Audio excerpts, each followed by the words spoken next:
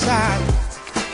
After all you've been through, you still continue in memory of the ones that fought and died. So we're thanking you. There's been a dream come true. All right. What is the dog for? Thornwood. Aerial 312 from Streetway 413 number 5 Alpha. Good. Thornwood Road.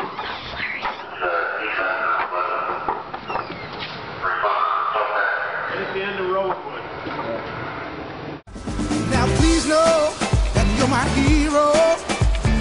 Each and every day is new. When I see ya, I want to be up. Only I was brave as you. Yeah, so I'm thanking you for everything you do. Yes. Ooh, I know this much is true. Dude, my mama was a firefighter. For a lifetime of service and of love, thank you. I could say it 1,000 times and it wouldn't be enough.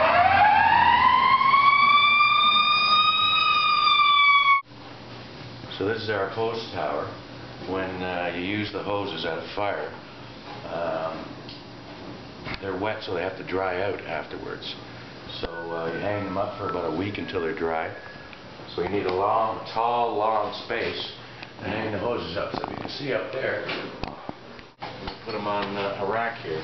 So now when we go to a fire and we use a lot of the hose, we have spare hose ready to load back up, because you can't load wet hose back on the truck.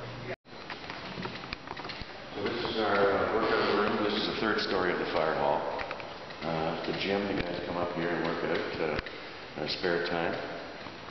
Occasionally you play a little pool. This is kind of a neat thing over here. This actually used to be a bowling alley in the 50s when bowling was big. They actually made a bowling alley, so you can see it's the hardwood strips there.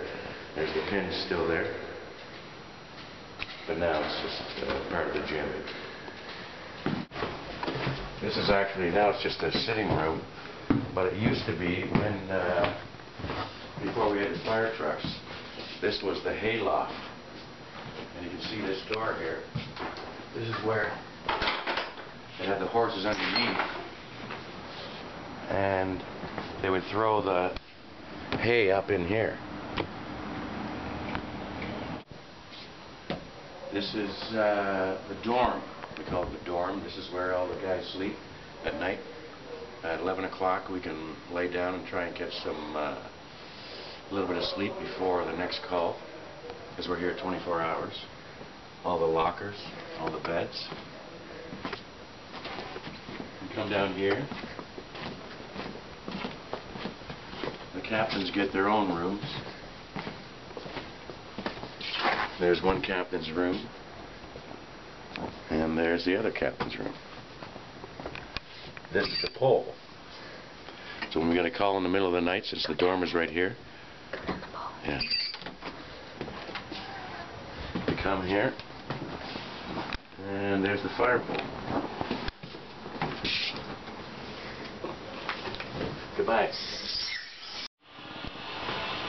Hi, I'm Dallas DeMerchant. I've been a Toronto firefighter for 34 years, stationed at 311 in Toronto. Captain is basically a supervisor over a crew of 4 on an apparatus. I happen to be on a pumper. There are aerial squads, a lot of different apparatus in the city of Toronto. Actually, my father-in-law saw an ad in the newspaper, and I had been actually working with a fellow that told me a lot about the fire department, so I was sort of intrigued. And I guess the most dangerous one for me was actually a department store, a retail store. And the fire happened to be in the basement, which we didn't realize at the time. So I went in on a line with another firefighter. So we got into the middle of the building on the first floor. and you could see the flames coming up from somewhere, so we'd hit it with the hose and the flames would go away, and then you think the fire was out, and the next thing you know they would reappear again. So it was almost like a ghost would come and then it would go.